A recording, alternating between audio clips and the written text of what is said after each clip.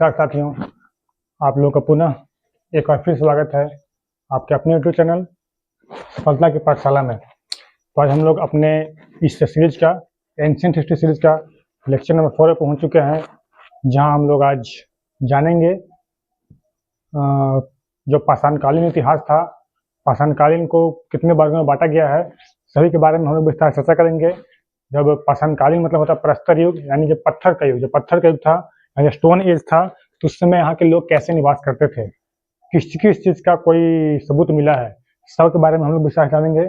उससे पहले आपसे एक रिक्वेस्ट है, आप चैनल पर नए हैं तो इस चैनल को सब्सक्राइब कर लीजिए और अपने दोस्तों के साथ शेयर भी जरूर कर दीजिए। तो चलिए, ये जो हमारा चैनल है सफलता का पाठशाला, आपके जितने भी कॉम्पिटेटिव एग्जाम है, जैसे में बीपीएससी, यहाँ तक कि यूपीएससी भी, state PCS, SSC, railway, Bihar SI, Bihar constable, UPSI, Delhi police, जितने भी सारे कॉम्पिटेटिव एग्जाम हैं, एसएससी, एमटीएस, सारे के लिए यहाँ पे अच्छे कंटेंट आपको मिलेंगे। तो आज हम लोग आ चुके हैं अपने सीरीज का लेक्चर नंबर 4 में, जिसमें हम लोग पढ़ेंगे पाषाणकालीन इतिहास के बारे में, कि पाषाणकालीन इतिहास को कितने वर्ग में बांटा गया, यानी किस आधार पर बांटा गया, सभी का हम विस्तार चर्चा करेंगे। तो चलिए, एक बार आप लोग जुड़ जाइए। इससे पहले हम लोग वीडियो स्टार्ट करते हैं। हम लोग पहले अपना मोटिवेशन लाइन देखते हैं। जो मेरा स्लोगन है, सिर्फ सकारात्मक सोच, सपने होंगे सच। वही बात, हमेशा अपने लाइफ में पॉजिटिव सोचना है और हम लोग अपने ड्रीम को सच करके दिखाना है। तो चलिए, आज का स्टार्ट करने से पहले हमने जो पिछले क्लास में जो पढ़ा था, पहले उसका रिविजन कर लेते हैं। तो हमने वहाँ पे होमिनाइड्स और होमिनिड्स के बारे में जाना था कि होमिनाइड्स क्या थे, होमिनिड्स क्या थे, वो कैसे थे, उनके रहने का ढंग क्या था, वो कैसे चलते थे, 4 पैर पे चलते थे, 2 पैर पे चलते थे, या हम लोग बंदर के पूर्वज हैं, सारा हमने पिछले क्लास में डिस्कस किया था। अगर आपने क्लास को नहीं देखा है तो इस डिस्क्रिप्शन के नीचे उस क्लास का लिंक दिया गया है, आप वहाँ पर आकर देख सकते हैं, जहाँ आपको बहुत ही अच्छी तरह से जानकारी मिली होगी कि किस प्रकार से मानव का पृथ्वी पर उत्पत्ति हुआ था, सभी के बारे में विस्तार चर्चा किए थे। उसके बाद हमें जाना था कि इतिहास को, प्राचीन इतिहास को कितने वर्ग में बांटा गया है। तो प्राचीन इतिहास को 3 वर्ग में बांटा गया है। हमने पिछले क्लास लेक्चर में पढ़ा था कि प्राचीन इतिहास को, एंशिएंट हिस्ट्री को 3 वर्ग में बांटा गया है। पहला को बोलते हैं प्रागैतिहासिक काल। प्रागैतिहासिक काल इसके इंग्लिश में कहते हैं प्री हिस्टोरिक एज। प्रागैतिहासिक काल बताया था इस काल में कि यह वह काल था जब न लिखित विवरण थे और न उसको कोई पढ़ सकता था, मतलब इसका कोई लिखित साक्ष्य हमें नहीं प्राप्त होता है, तो उस काल को बोलते हैं प्रागैतिहासिक काल। इसमें आता है पाषाण काल, यानी स्टोन एज, जिसे हम लोग विस्तार से चर्चा करेंगे आगे क्लास में। दूसरा था आद्य ऐतिहासिक काल, जिसको बोलते हैं प्रोटो हिस्टोरिक एज, जिसका एग्जाम्पल था जो वैदिक काल है, उसके बाद सिंधु घाटी सभ्यता है, हड़प्पा कालीन सभ्यता है, वो सब आदि ऐतिहासिक काल के अंदर होते हैं। उसका तीसरा पार्ट था, उसे बोलते हैं ऐतिहासिक काल, यानी हिस्टोरिकल पीरियड, जिसमें महाजनपद के काल आते हैं, मौर्य साम्राज्य, गुप्त साम्राज्य, ये सब सारे काल आते हैं। तो ये था, हम लोगों ने पढ़ा था इतना इसके बारे में। आज हम लोग पढ़ेंगे जो कि प्रागैतिहासिक काल है। अब प्रागैतिहासिक काल में जो हमने पढ़ा था पाषाणकालीन इतिहास, यानी स्टोन एज। अब स्टोन एज को कितने वर्ग में बांटा गया है, तो स्टोन एज के हम सबसे पहले पढ़ते हैं कि प्रागैतिहासिक काल को कितने वर्ग में बांटा गया है। तो पहले हम जानते हैं कि प्रागैतिहासिक काल को भी 3 वर्ग में बांटा गया है। पहले सुन लीजिए ध्यान से कि प्रागैतिहासिक काल को 3 वर्ग में बांटा गया है, जिसमें पहला आता है पूरा पाषाण काल, पूरा पाषाण काल। दूसरा आता है मध्य पाषाण काल, पहला पूरा पाषाण काल जिसे हम बोलते हैं पैलकोलिथिक एज। दूसरा आता है मध्य पाषाण काल, जिसे हम लोग बोलते हैं मेसोलिथिक एज। और तीसरा होता है नव पाषाण काल, जिसे हम बोलते हैं नियोलिथिक एज। तो ये था प्रागैतिहासिक काल का बंटवारा। पहले हम लिख लेते हैं कि प्रागैतिहासिक काल को कितने वर्ग में बांटा गया है। तो प्रागैतिहासिक काल को 3 वर्ग में बांटा गया है।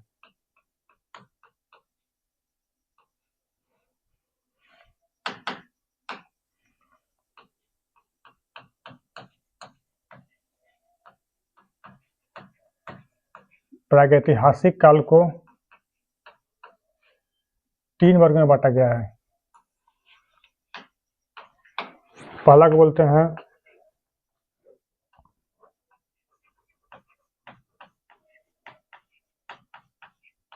पूरा पाषाण काल, जिसे हम लोग बोलते हैं पैलियोलिथिक एज। दूसरा को बोलते हैं मध्य पाषाण काल, जिसे हम बोलते हैं mesolithic as, mesolithic as.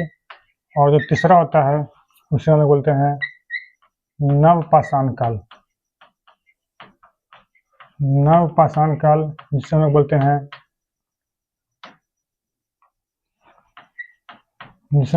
Neolithic age. यानी जो प्रागैतिहासिक काल है उसे 3 वर्ग में बांटा गया है। पहला पूरा पाषाण काल, दूसरा मध्य पाषाण काल और तीसरा नव पाषाण काल। और ये जो बंटवारा है ये इसके क्या कहते हैं, इसे प्रस्तर औजार, यानी औजार, जो प्रस्तर औजार था यानी जो प्रस्तर होता पत्थर, यानी जो पत्थर का औजार था उसके आधार पर किया गया है। तो जो बंटवारा है ये प्रस्तर औजार, प्रस्तर होता पत्थर, यानी पत्थर के औजार के आधार पर किया गया है कि जब पत्थर के औजार के आधार पर, यानी जो बंटवारा किया गया है वो पत्थर के आधार पर किया गया कि इस समय यानी पूरा पाषाण काल में किस प्रकार का पत्थर होता था, मध्य पाषाण काल में किस प्रकार का पत्थर होता था और नव पाषाण काल में किस प्रकार का पत्थर होता था। तो हम लोग जानेंगे पहले पूरा पाषाण काल। उसके बाद अब पूरा पाषाण काल बहुत ही लंबा खंड है। ये जो पूरा पाषाण काल है इसका जो टाइम पीरियड है वो बहुत ज़्यादा है। इसके चलते पूरा पाषाण काल को पढ़ने के लिए भी इसे 3 वर्ग में बांटा गया है। पूरा पाषाण काल को 3 वर्ग में बांटा गया है।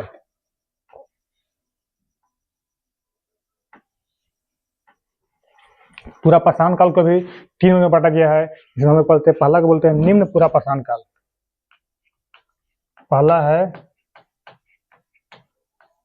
निम्न पूरा पाषाण काल, पहला है निम्न पूरा पाषाण काल। दूसरा है मध्य पूरा पाषाण काल, मध्य पूरा पाषाण काल। और जो तीसरा है जिसे हम बोलते हैं उच्च पूरा पाषाण काल, उच्च पूरा पाषाण काल। यानी जब पूरा पाषाण काल है यानी पैलियोलिथिक जो एज है उसे इसका कालखंड बहुत बड़ा है। उसके बाद मध्य पाषाण काल के आसपास जो मध्य पाषाण काल है, नव पाषाण काल और पूरा पाषाण काल के बीच का काल को बोलते हैं मध्य पाषाण काल। इसलिए से हम लोग संक्रमण काल ही बोलते हैं, इसलिए से हम लोग संक्रमण काल ही बोलते हैं। मध्य पाषाण काल को संक्रमण काल ही बोलते हैं। तो सबसे बड़ा टाइम पीरियड है वो है पूरा पाषाण काल का। तो पूरा पाषाण काल को 3 वर्ग में बांटा गया है। हम पहला बोलते हैं निम्न पूरा पाषाण काल, दूसरा बोलते हैं मध्य पूरा पाषाण काल और तीसरा बोलते हैं उच्च पूरा पाषाण काल। और हम लोग जानेंगे कि निम्न पूरा पाषाण काल में किस प्रकार के औजार होते थे, मध्य पूरा पाषाण काल में किस प्रकार के औजार होते थे और उच्च पूरा पाषाण काल में किस प्रकार के औजार के आधार पर बांटा गया है। तो हम इसके विस्तार चर्चा करेंगे। सबसे पहले जानते हैं कि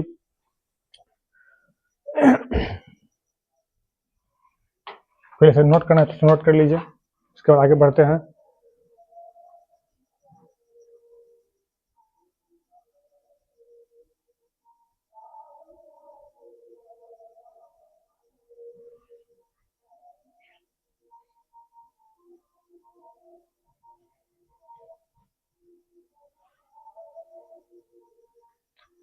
उम्मीद करते नोट कर लिए होंगे।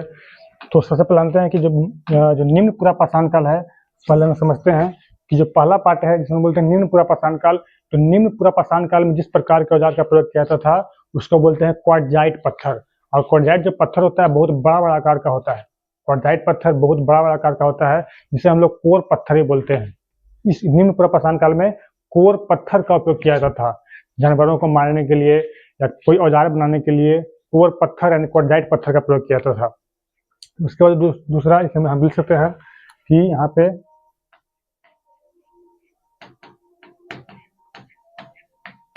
क्वार्टजाइट पत्थर का प्रयोग किया जाता था, क्वार्टजाइट पत्थर या बहुत बड़े आकार का पत्थर। उसके बाद जब मध्य पूरा पाषाण काल में आए तो क्वार्टजाइट पत्थर तो था ही, इसके साथ साथ इस पत्थर को छोटा छोटा काट के छोटा छोटा भाग में बांटा गया, जिसे हम बोलते हैं फलक पत्थर, फलक औजार। क्या बोलते हैं फलक औजार, यानी पत्थरों को टकरा कर छोटे छोटे उसके औजार बनाए गए जो नुकीले रहते थे जिससे किसी चीज को आसानी से काटा जा सके, इस काल में किया जाता था फलक औजार। फलक औजार यानी छोटे छोटे बड़े बड़े पत्थरों को टकराकर छोटे छोटे औजार का निर्माण किया गया, जिसका उपयोग मध्य पुरापाषाण काल में किया जाता था। और तीसरा जो है उच्च पुरापाषाण काल, इस काल में इससे भी छोटे छोटे और दांतेदार, जैसे में कीड़ा, जैसे दांतेदार कैसे होता है कि धारी धारी बना रहता है जिससे किसी भी चीज को आसानी से काटा सके, तो उसको हम लोग बोलते हैं दांतेदार ब्लेड। दांतेदार ब्लेड यानी दांत के आकार का धारी धारी बना रहता है, जो पॉलिश करके यानी उसको चमका करके रगड़ रगड़ करके बनाया जाता था। तो ये था कि निम्न पुरापाषाण काल में किस प्रकार के औजार का प्रयोग किया जाता था। तो निम्न पुरापाषाण काल में क्वार्टजाइट पत्थर, बड़े बड़े पत्थरों का प्रयोग किया जाता औजार के रूप में। हम आगे पढ़ेंगे कि किस प्रकार से कैसे कैसे औजार रहते थे। उसके बाद जो मध्य पुरापाषाण काल, उसमें बड़े बड़े पत्थरों को काट कर छोटे छोटे पत्थर बनाए जाते थे, छोटे छोटे औजार बनाते थे, जिसे हम लोग फलक औजार बोलते हैं। और जो तीसरा था उच्च पुरापाषाण काल में, उच्च पुरापाषाण काल में दांतेदार ब्लेड यानी दोनों तरफ या एक तरफ दांत जैसा धारी धारी बना रहता था, उस प्रकार के औजार का उपयोग उच्च पुरापाषाण काल में किया जाता था। तो ये था औजार के आधार पर, प्रस्तर पत्थर के औजार के आधार पर प्रागैतिहासिक काल को 3 में बांटा गया। पहला पुरापाषाण काल, दूसरा मध्य पाषाण काल, तीसरा नवपाषाण काल। इसमें पुरापाषाण काल का पीरियड बहुत बड़ा है, लगभग 1 लाख बीसी से 20 लाख बीसी से 1 लाख बीसी के बीच का टाइम पीरियड है। इसीलिए इससे भी पढ़ने के लिए 3 में बांटा गया है। पहला निम्न पुरापाषाण काल, दूसरा मध्य पुरापाषाण काल, तीसरा उच्च पुरापाषाण काल। तो निम्न पुरापाषाण काल में क्वार्टजाइट पत्थर का प्रयोग किया जाता था, और दूसरा था मध्य पुरापाषाण काल में फलक औजार यानी छोटे छोटे औजार का प्रयोग किया जाता था, और तीसरा जो था उच्च पुरापाषाण काल, उसमें दांतेदार ब्लेड का प्रयोग किया जाता था। तो इसे डायग्राम के माध्यम से है, जिससे आप लोग नोट कर सकते हैं, ये आप लोगों के एग्जाम में बहुत ही काम आएगा। इसका हम लोग पढ़ेंगे कि जो प्रस्तर यानी पत्थर के औजार के आधार पर था। अब हम लोग इसके बाद पढ़ेंगे आजीविका के आधार पर, कि जो पुरापाषाण काल में है, लोग अपनी आजीविका चलाने के लिए किस चीज पर निर्भर रहते थे, उसका हम चर्चा करेंगे। पहले से नोट कर लें।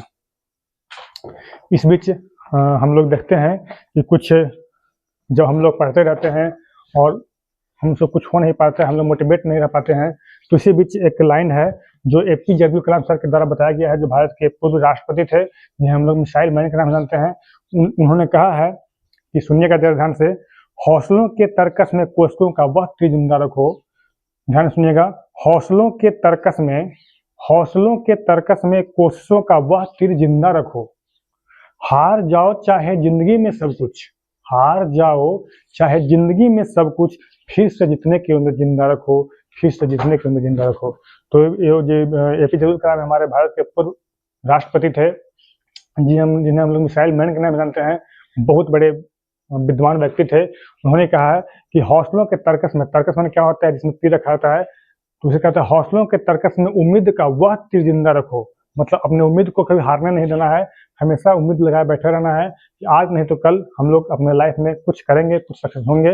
इसी में मोटिवेशनल लाइन था। उसको हम आगे चलते हैं और जान लेते हैं कि प्रागैतिहासिक काल को, ये तो प्रस्तर पत्थर के आधार पर था, अब जानते हैं कि प्रागैतिहासिक काल को आजीविका के आधार पर कितने में बांटा गया है। तो बांटा तो इसे गया है पुरापाषाण काल और मध्य पाषाण काल, नवपाषाण काल, लेकिन यहाँ पे आजीविका के साधन क्या थे। तो हम सबसे पहले जानते हैं कि जो पुरापाषाण काल था, उस काल में लोग किस चीज पर निर्भर थे। पुरापाषाण काल में जो लोग निर्भर रहते थे वो शिकारी थे। क्या थे इसमें, हम जानेंगे पहले कि जो पुरापाषाण काल में लोग थे, पुरापाषाण काल में जो लोग थे ये शिकारी थे। शिकारी थे और क्या थे, और थे खाद्य संग्राहक। ध्यान सुनिएगा, यानी जब पुरापाषाण काल का पीरियड था, उस समय जो लोग वहाँ के अपने आजीविका चलाने के लिए जिसका उपयोग करते थे वो शिकार करते थे, और खाद्य संग्राहक मतलब फूड ऑब्जर्वर, मतलब भोजन को जमा कर संग्रह करते थे। तो पुरापाषाण काल में लोग क्या थे, अपने आजीविका चलाने के लिए शिकारी थे, मतलब शिकार करते थे, और खाद्य संग्राहक थे। उसके बाद जब आता है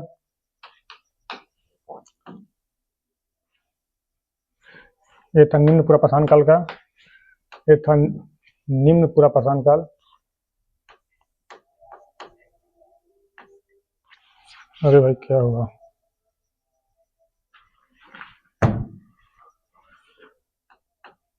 निम्न पूर्व पाषाण काल। उसके बाद देखते हैं हम लोग मध्य पूर्व पाषाण काल में। तो मध्य पूर्व पाषाण काल में लोग अपनी जीविका चलाने के लिए क्या करते थे? मध्य पूर्व पाषाण काल में इससे हम लिखेंगे कि मध्य पूर्व पाषाण काल में जो लोग थे वे शिकारी तो थे ही, शिकारी भी थे, उसके बाद खाद्य संग्राहक भी थे, शिकारी भी थे, खाद्य संग्राहक भी थे। लेकिन यहाँ पे इनके आजीविका के साधन में एक चीज और जुड़ता है, ये पशुपालक भी थे। यानी ये लोग पशुओं को पालना भी शुरू कर दिए थे। यानी जब मध्य पूर्व पाषाण काल का पीरियड चल रहा था तो उस समय इन लोगों ने पशुओं को पालने के साथ यहाँ से मिलता है, यहाँ ये लोग पशुपालक भी थे, शिकारी तो थे ही, खाद्य संग्राहक भी थे और साथ साथ पशुपालक भी थे, यानी पशुओं को पालते हुए। ध्यान दीजिएगा, मध्य पूर्व पाषाण काल तक अभी तक कृषि का कोई साक्ष्य नहीं मिला है। यानी मध्य पूर्व पाषाण का जो पीरियड था उस समय कृषि का कोई साक्ष्य नहीं मिला है। यहाँ तक लोग क्या थे? शिकारी थे, खाद्य संग्राहक थे और क्या थे? पशुपालक। अब क्या होता है? और जो तीसरा है जिसे हम लोग बोलते हैं उच्च पूर्व पाषाण काल।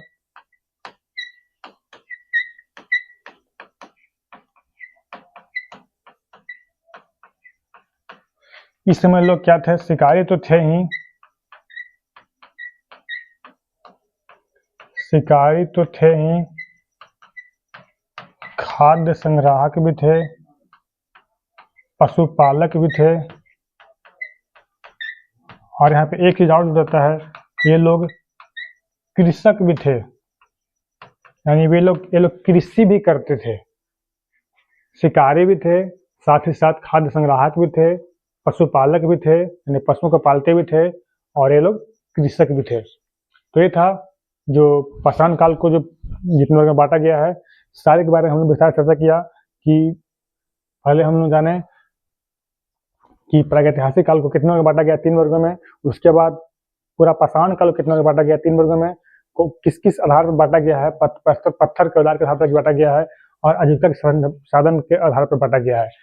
तो हम लोगों ने जाना कि किस प्रकार से लोग उस समय निवास करते थे, उनका क्या आजीविका का साधन था, कैसे वो लोग जीते थे, तो ये था।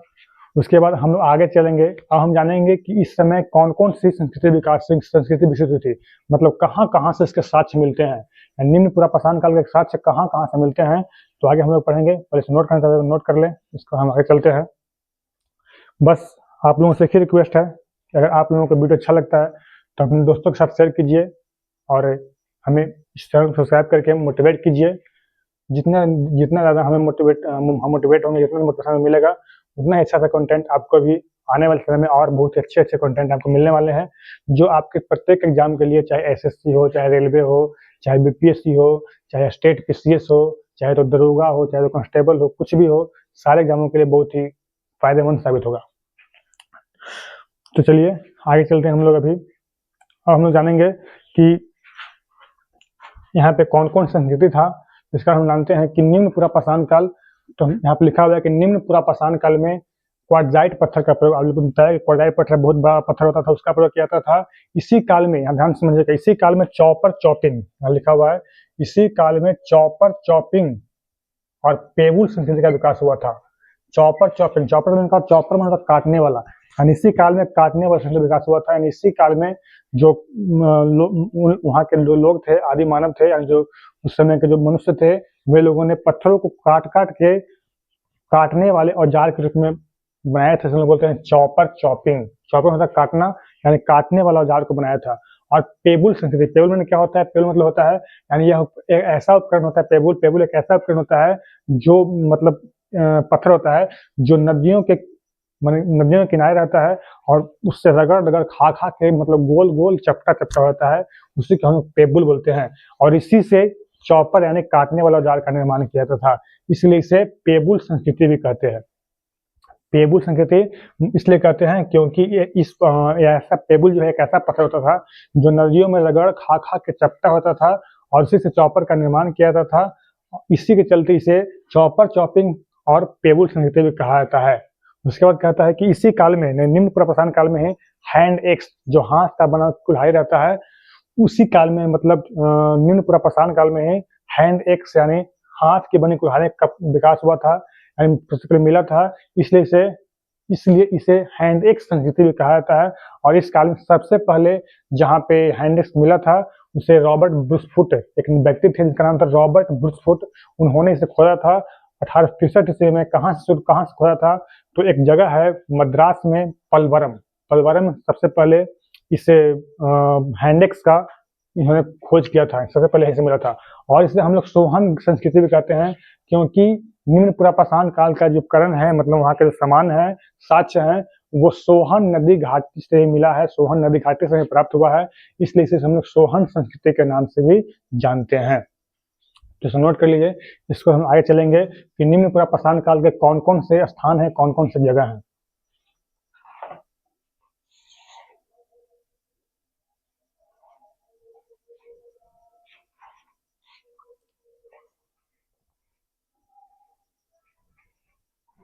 उम्मीद करते नोट कर लिए होंगे, नोट कर लिए जल्दी।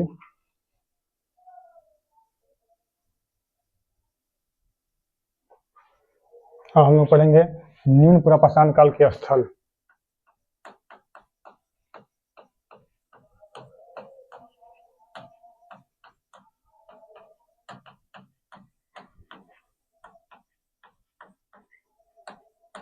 निम्न पुरापाषाण काल के स्थल कौन कौन से हैं?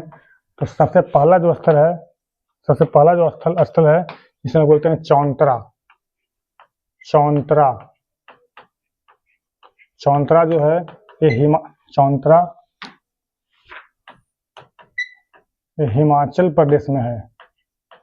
चौंतरा हिमाचल प्रदेश में है, जहां से चौंतरा हिमाचल प्रदेश में है, जहां से निम्न पुरापाषाण काल के उपकरण, बहुत सारे उपकरण मिले हैं, यानी बहुत सारे उपकरण के साक्ष्य मिले हैं। और इसे जो चौंतरा है, इसे हम लोग क्या कहते हैं, मद्रासी संस्कृति और सोहन संस्कृति, इसे हम लोग बोलते हैं चौंतरा को बोलते हैं मद्रासी संस्कृति।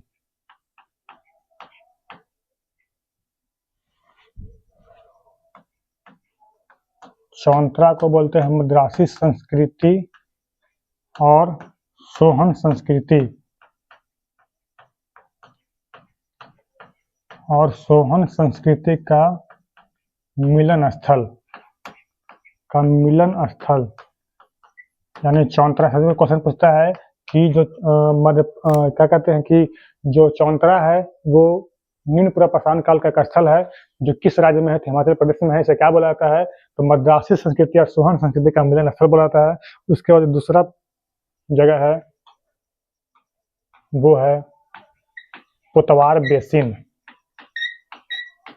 दूसरा है पोतवार बेसिन, और पोतवार बेसिन से भी निम्न पुरापाषाण काल के बहुत सारे उपकरण मिले हैं। और इसका जो सबसे पहले खोज किया था, इसका खोज सबसे पहले 1928 ईस्वी में 1928 ईस्वी में डी.एन. वाडिया 1928 ईस्वी में डी.एन. वाडिया के द्वारा इसका खोज किया गया था। एंड पतवार बेसिन है, इसका यहाँ पे जो उपकरण है निम्न पुरापाषाण काल के, इसका खोज 1928 ईस्वी में डी.एन. वाडिया के द्वारा किया गया था। उसका तीसरा है, इसके अतिरिक्त और कहाँ कहाँ है? तो इसके अतिरिक्त चित्तौड़ में है, अहमदाबाद, साबरमती, ऐसे बहुत सारे ऐसे स्थल हैं जहां से निम्न पुरापाषाण काल के बहुत सारे औजार मिले हैं, बहुत सारे सामान मिले हैं। तो इसमें सबसे इम्पोर्टेंट है चौंतरा और पतवार बेसिन, जहां से निम्न पुरापाषाण काल के बहुत सारे मिले हैं। उसके बाद होशंगाबाद जिला का हथनौरा गांव है। हम लोग आगे पढ़ेंगे कि और निम्न पुरापाषाण काल के बहुत सारे और स्थल हैं जहाँ से निम्न पुरापाषाण काल के बहुत सारे साक्ष्य मिले हैं। जैसे में होशंगाबाद जिला है, वहाँ का एक गाँव है हथनौरा, वहाँ से मिले हैं। उसके बाद भीमबेटका जो एमपी में है, वहाँ से उसके शैलचित्र मिले हैं, वो भी निम्न पुरापाषाण काल के साक्ष्य हैं। तो ये था, हम लोगों ने जाना कि निम्न पुरापाषाण काल कितने में बांटा गया है, और उसमें आजीविका के साधन और प्रस्तर औजार कैसे कैसे था, और कैसे कैसे लोग निवास करते थे, क्या क्या वहाँ उनके आजीविका के लिए करते थे। और उसके बाद हम जाना निम्न पुरापाषाण काल के स्थल की कौन कौन सा स्थल है। तो आज का क्लास यहीं पे समाप्त करते हैं। उसके बाद हम अगले क्लास में पढ़ेंगे कि निम्न पुरापाषाण काल के और कौन कौन से स्थल हैं। और इसके बाद हम लोग पढ़ेंगे मध्य पुरापाषाण काल के बारे में कि मध्य पुरापाषाण काल के स्थल कहाँ कहाँ से मिले हैं। तो हम लोग जाते जाते एक मोटिवेशन लाइन देख लेते हैं, ध्यान से सुनिएगा। रास्तों से भटक कर मंजिल जरूर पाएंगे, रास्तों से भटक कर मंजिल जरूर पाएंगे। ये जो किस्मत अकड़ के बैठी है ना, ये जो किस्मत अकड़ के बैठी है ना, इसे हम जरूर हराएंगे, इसे हम जरूर हराएंगे। तो चलिए आज का सही समाप्त होता है। आप लोगों को वीडियो अच्छा लगता है तो अपने दोस्तों के साथ शेयर जरूर कीजिए और हमें मोटिवेट कीजिए। जितना मोटिवेट होंगे उतना ही आप लोगों को अच्छे यहाँ पे कंटेंट मिलेगा। तब तक के लिए धन्यवाद, थैंक यू।